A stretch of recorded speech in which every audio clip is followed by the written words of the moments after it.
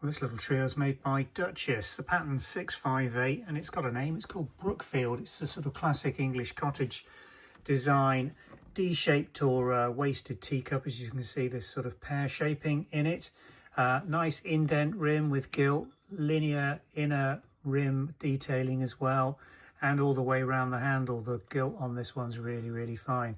A lovely sort of pink thatched cottagey scene in the front with a cat under the archway and roses in the foreground, and a little sort of country scene with blue clouds and skies on the rear. There's the Duchess China mark, Brookfield, and the 658 made in England black Duchess Crown marks. 1960s through to around 1980s we're looking at for this particular set.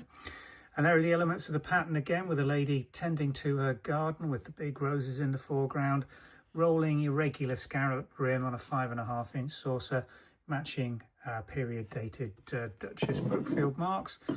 And those all sit on this delightful little sort of semi-square, slightly irregularly square Duchess's side plate. I think it's 6.25 inches, but I can't exactly remember since we listed this, but all the measurements will be on the website. Needs a good clean. It's come out of storage and it's not been put through the cleaning process yet, but there are the Duchess marks on the back.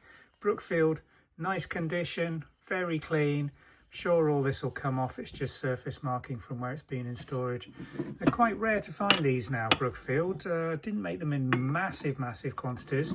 It's popular during its time, but to find them in good bright condition with the gilt as nice as it is on these three pieces in the trio is quite unusual. We've got two of them available, and I think there's some spare bits and bobs going through because we've only got 2 teacups, but I think there's spare saucers and side plates also going on sale on the website. So if you're looking for some pieces of 658 Duchess Brookfield, do go over to our website with the link below in this video, and the Vintage and Antiques website should show you what's currently available. Thanks for watching.